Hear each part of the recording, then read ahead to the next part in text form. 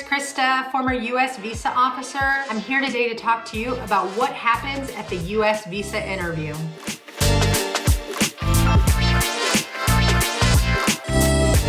The first thing to keep in mind for the U.S. visa interview is that you need to go in there prepared. You do not want to go in there just saying, oh, I'll see what they ask me and I'll answer on the spot as soon as I get the question at the interview and it'll all work out fine. That is not a good approach. That is not a good strategy. You need to think about what visa class you're applying for, what are the qualifications for that visa class, and how you should be answering the questions that you're going to receive at your visa interview, no matter what those questions are, in a way that supports visa issuance and talks about the reasons that you qualify for this visa class. That's the first thing. Get prepared for your visa interview. Now, when you go in on the day of your visa interview, what should you do? Well, when you get up to the visa officer and they start asking you questions, you should appear in a relaxed and likable and friendly manner to the visa officer. Your answers should not be memorized or sound like, very robotic. They should come out very naturally, very conversationally, and make sure that the visa officer, again, understands why you're qualified with your answers. What does this mean? It means don't give one-word answers. It means elaborate a little bit. 1 to 2, maybe 3 sentences in response to each question you receive is appropriate.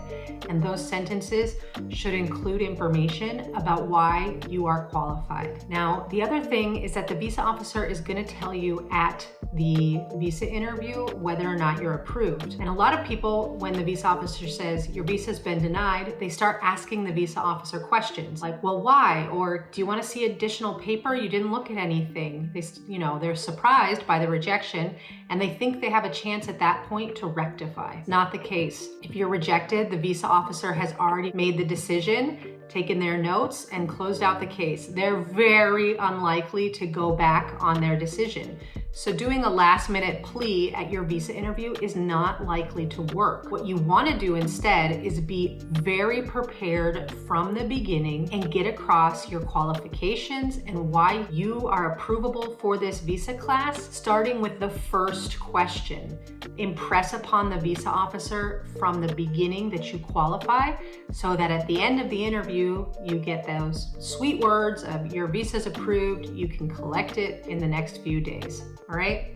We're here at Argo to help you prepare for this. Make sure that every question you're answering from the first one to the last one at the visa interview speaks to your qualifications and is giving the visa officer information that helps them approve your visa.